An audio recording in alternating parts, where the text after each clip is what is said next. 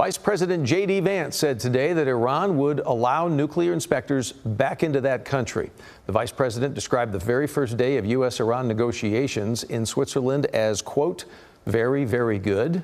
Ion Politics reporter Jack Fink is in our newsroom this afternoon. So that's what the VP says, but there are also Texas's two U.S. senators who have a little something else to say. Well, that's exactly right, Doug. And while both Texas Senators Ted Cruz and John Cornyn have supported the president's war against Iran, they've also expressed reservations about the memo of understanding to end the war.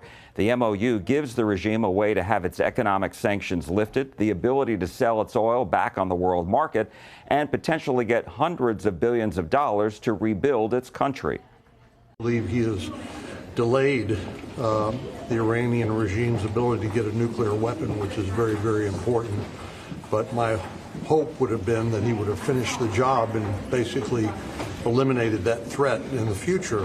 History demonstrates that giving billions of dollars to theocratic lunatics who want to murder us is an exceptionally bad idea. And I think, unfortunately, the president is receiving some really bad advice on this deal.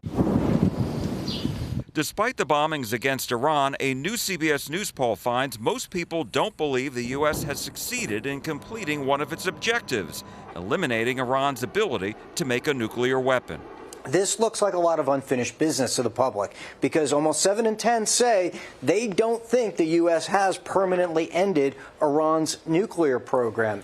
Today, the vice president spoke with reporters about progress he said is being made.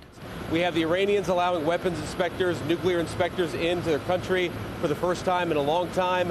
We're obviously going to bolster that inspection regime to make sure they can never have a nuclear weapon.